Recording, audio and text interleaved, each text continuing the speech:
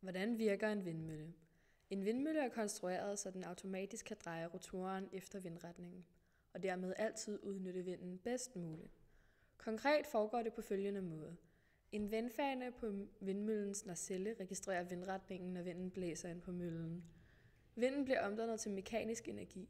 Den mekaniske energi bliver ledt hen til gearkassen i nacellen. Derefter bliver den mekaniske energi ledt hen til generatoren, der laver den om til elektrisk energi. Der skal helst være vind, for at en vindmølle kan producere energi.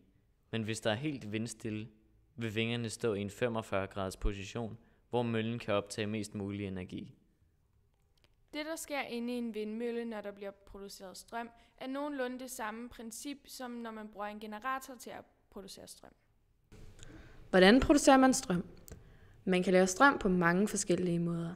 Det meste af den strøm, vi bruger, bliver lavet på store kraftværker, som bliver fyret med kul. De nye kraftværker laver både strøm og varme. Udover kul bruger man også naturgas og olie som brændstof. Brændstoffet bliver brugt til at opvarme vand med. Vandet bliver opbevaret i kæmpe store kedler. Når vandet koger, bliver den til damp, og der opstår et tryk, som får turbinen til at dreje rundt. Når turbinen drejer, starter den en generator, som laver strøm. Al Danmarks strøm er induktion. Al strøm, som produceres af bevægelse, er induktion. Mere end 99% af verdens strøm er induktionsstrøm. Solceller er jævnstrøm. Hvad er biobrændsel? Biobrændsel er fremstillet af levende organismer eller fra metaboliske biprodukter såsom madrester. Flydende biobrændsel bruges oftest til transportmidler. De to mest brugte slags er etanol og biodiesel. Etanol er en form for alkohol, ligesom øl, vin og andet. Men den proces, det skal igennem, før det bliver til bæredygtig energi, gør, at det bliver udrikkeligt. Vi har lavet vores eget bioetanol. Det gjorde vi ved at blande 200 ml vand, 10 gram bagegær, 25 gram sukker og en knivspids gærnæringssalt. Så hældte vi blandingen over en plastikflaske, hvorefter vi målte, hvad det varede.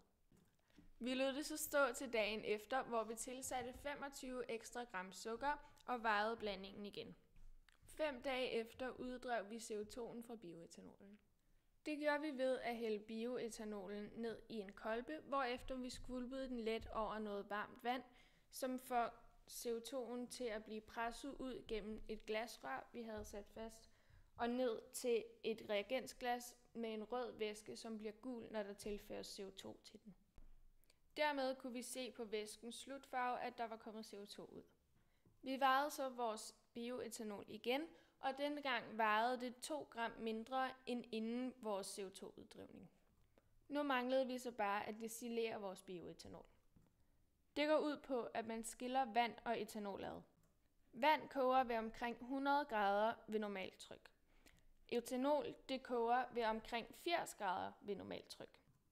Det gør, at etanol fordamper før vand gør, og så kan man samle etanoldampen i et reagensglas, og dermed har man så delt etanol og vand fra hinanden. Bagefter testede vi så, om vores etanol havde 50% alkohol eller over.